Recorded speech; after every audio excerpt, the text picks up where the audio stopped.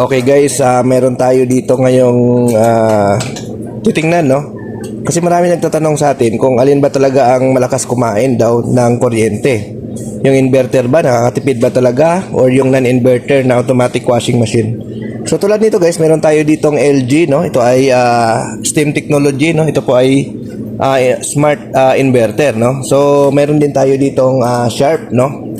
Ito, Sharp dan inverter, no? Titingnan natin guys kung alin dito sa dalawa ang mas malakas kumain ng kuryente at magkano ang kinukonsumo nito sa isang buwan, no? Yung washing machine na ito, no? So ayan, so ma-compute natin yan guys gamit tayo ng watts meter, no? So ito guys, no? So dito makikita natin yung kinakain ng ating washing machine per hour, no? Sa bawat gamit natin makikita natin. So ngayon, tulad nito guys, itong inverter na ito LG. So ito yung unahin natin guys, no? Sasaksak natin, no? Saksak natin siya dito sa ating watts meter, no? Sa mahiwagang watts meter natin. Ayan. Saksak natin, no? Ayan. So yun natin. Ayan. So guys, kung mapansin nyo guys, no? Yung ating mga appliances guys, kahit nakapatay or naka-off, basta naka-plug sa ating socket, kumakain siya guys ng kuryente. Ayan guys, kung mapansin nyo, no? Kumakain siya, no? So dapat talaga i-unplug natin ng ating mga appliance kapag hindi ito ginagamit. So kung mapansin nyo guys, oh, kumakain siya, although maliit lang, no? Pero kumakain ito, no? Sa isang buwan baka 5 piso or 3 piso ang kinakain niyan. So sayang din, no? Kapag hindi natin ginagamit, dapat ina-unplug natin 'yan. Ayan. So ayan, tulad nito guys, no? So ang gagawin natin guys, pagganahin natin, ito ilagay natin sa spin, no? Ayan, para makita natin kung ilang wattage ang kinakain nito pag ginagamit natin. So ayan guys, no? So ayan, nasa 14, no? So ang gagawin natin guys, pagganahin muna natin ito ng matagal, no? Para makita natin yung maximum na wattage na kinakain niya, no? Kapag ito ay nag-o-operate, no? So ayan, sa 14 guys, no? Antay lang natin yan guys, umikot siya, no? So balik tayo dito sa ating watts meter. Ayan. Mapansin nyo guys, nasa 6 watts lang, no? Ayan. 6 watts. 4. Ayan, 4.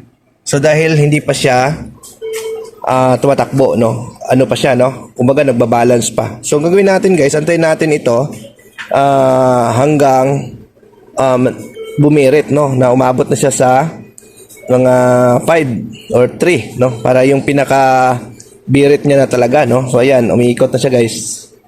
Ayan, dandahan siya umikot, no? Ayan. So dito tayo sa ating monitoring, no? Tingnan natin. Nasa 11 watts, no? Ayan, 7. Pabago-bago siya guys, no? So ayan, pabago-bago, no? Ayan. Sa 29. So hindi siya constant yung takbo niya, no? Ayan. Pabago-bago, no? Nasa 12, no? So antayin natin guys, bumirit ito, no? So antayin natin tumakbo ito, no, hanggang 3, no. Oh, ayan. So antayin lang natin guys, no. Ayan guys, no. Kung mapansin niyo, nasa 5 na siya, no. So bumibirit na yung motor niya, no. So tingnan natin dito guys sa kanyang reading, no. Ayan, no. Nasa 70 watts, no, 71. So antayin natin guys, ma-meet niya yung pinaka-maximum niya, no. Antayin natin siya na ma-meet niya yung pinaka-maximum niya talaga na ikot, no. Doon tayo magko-compute ngayon kung magkano ang kinakain ng ating inverter na LG automatic washing machine, no, sa bawat oras, no. So ayan, sa 4, ayan, 4 siya, no. Antayin natin siya hanggang 3, no, para makita natin. Kasi dito guys, paakyat pa yung pinaka reading niya guys, oh. Ayan, nasa 80, no. Ayan, antayin natin ma-meet niya yung maximum. Ayan, sa 82. Ayan, 84. Ayan. Ayan, 85, no. Santayin natin. So, ayan. Nasa 4. No? So, ito yung time na birit na siya, no? Ayan. So, tatakbo siya. Ayan. 91, no? 91, 92, 93. Ayan, umakyat siya, no? So, ito yung wattage, guys, na kinakain ng ating washing machine kapag ginagamit natin, no? Ayan. Nasa 97 siya, guys. 98, 99, 100. Ayan. 100 siya, no? Ayan. 101, 102. Ayan.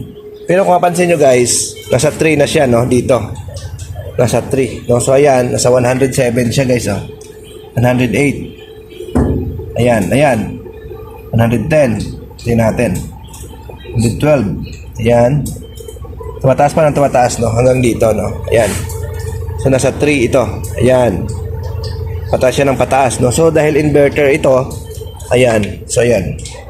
Ayan, bumaba na siya ng 102. So, ibig sabihin, guys, 112 watts yung kaya, yung kanyang kinoconsume sa bawat oras, no? So, ngayon, ang 112 watts na yon, i-convert natin into kilowatts, no? So, 100 watts, so 100 divide natin sa 1,000 para makuha natin or ma-convert natin sa kilowatts. Ayan. So, lumalabas, guys, 0.01 kilowatts, no?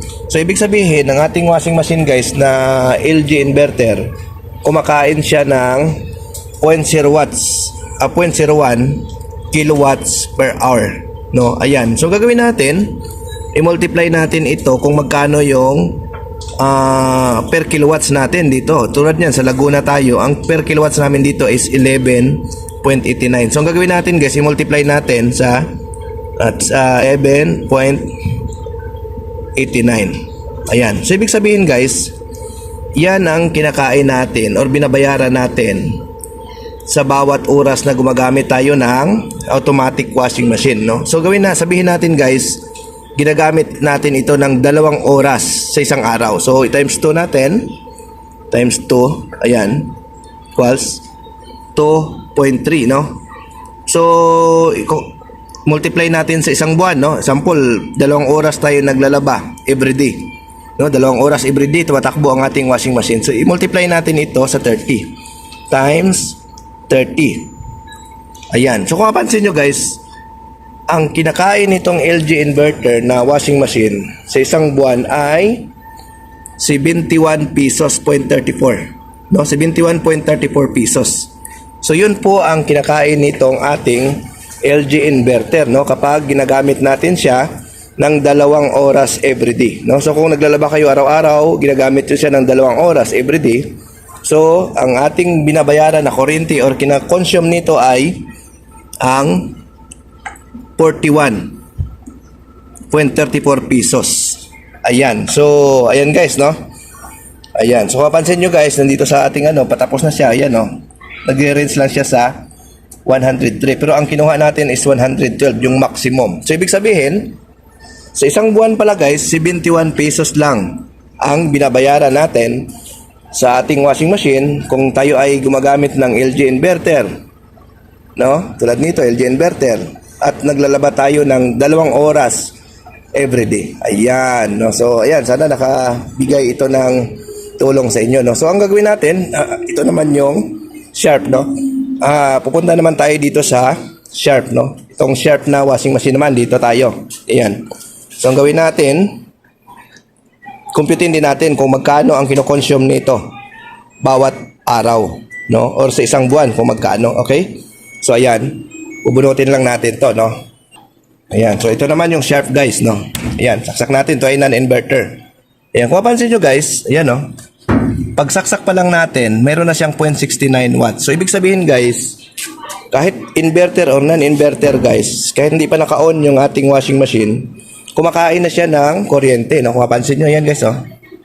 Mayroon na siyang 0.69 na reading. So, ibig sabihin, yung appliance natin, kapag nakasaksak, kahit hindi natin ginagamit, ay kumakain siya ng kuryente. No? So, ayan, mapansin nyo. So, ang gagawin natin, guys, i-spin natin siya, no? Gawin, tulad sa ginawa natin sa LG, lalagay din natin siya sa spin para makita natin kung magkano yung kinoconsume niya per month, no? So, ayan, nakaspin yan, guys, no? Ayan.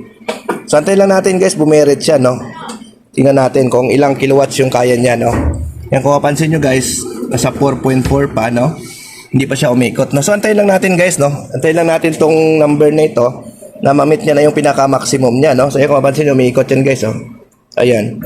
So, nasa number 9 siya, no? So, antay lang natin yan na nasa birit time na siya, no? Yung malakas na talaga yung kanyang pag-ikot, no? So, ayan. Para ma-compare natin kung magkano ang kinoconsume nito everyday, no? Ayan.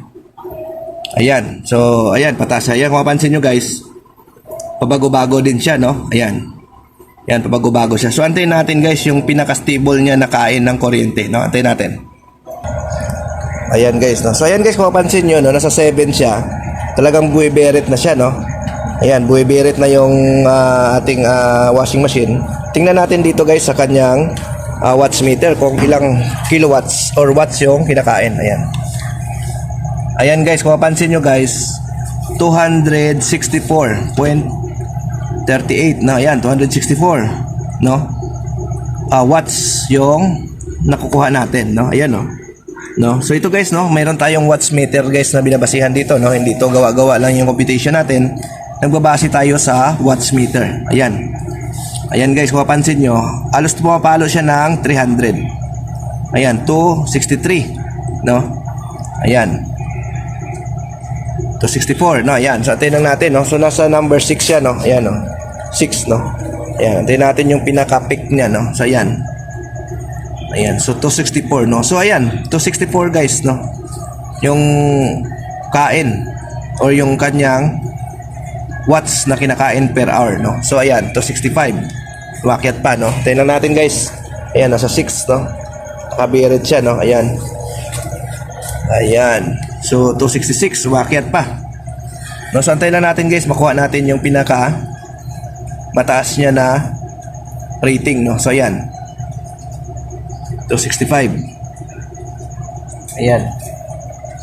So ayan, kung mapansin nyo guys, nasa 265 siya, no. So yun yung pinaka wattage. So ibig sabihin 265 watts per hour yung kinoconsume ng Sharp automatic washing machine na non-inverter, no. So ngayon ang gagawin natin, compute naman natin guys kung magkano yung kinakain niya na kuryente, no. So 264 o i-run off natin sa 65 to 65, divide natin sa 1,000, no, para ma-convert natin sa kilowatts. So ayan. So ayan, meron siyang 0.0265 kilowatts. So gawin natin, i-multiply natin kung magkano yung per kilowatts dito sa ating lugar. So sa amin kasi 11.89, so times 11.89 pesos yan, no. Yun yung ano yan, yun yung rating dito sa Laguna, no, Santa Rosa, Laguna. So equals, ayan, so yan ang kinoconsume natin per hour kapag ginagamit natin yung Sharp automatic washing machine. So example, ginagamit natin ito ng 2 oras everyday. So i-multiply natin sa 2 times 2. So yan, so ibig sabihin everyday gumagamit tayo ng gumagastos tayo ng 6 pesos, no, pag 2 oras na ang gamit natin sa ating washing machine. Ngayon, multiply natin ito sa 30 kung isang buwan, no, kung magkano sa isang buwan, no, times 30. So ayan, so ang nangyari guys, ang ating Sharp automatic washing machine na non-inverter ay kumakain ng 189 pesos, no, per month kung tayo ay naglalaba ng 2 oras everyday, no, 2 oras everyday. So ngayon, kung naglalaba naman kayo na 2 beses lang sa isang linggo, so maaaring makakatipid kayo or mas mababa pa yung kinakain, no. So ayan, 189 pesos per month, no. So ayan, kung mapansin nyo guys, 265 kilowatts, 265 watts, no, 265 watts sa number 3 siya, no. Ayan, so ibig sabihin yun na yung peak hours, pinaka boilo niya, no. So ayan, kung mapansin nyo guys, kung mapansin nyo, talagang matipid yung inverter, no. So kung mapansin nyo, yung LG ay nakakonsume tayo ng 71 pesos per month, samantala yung non-inverter na Sharp ay nakakonsume tayo ng 189 pesos, no, same operation. So ayan, so sana makatulong yung video natin na ito, no, sa mga nagtatanong. Marami kasi nagtatanong sa atin kung alin ba talaga ang mas malakas kumain, no, kung totoo ba talagang nakakatipid sa inverter na automatic washing machine. Okay guys, thank you for watching. Bye bye.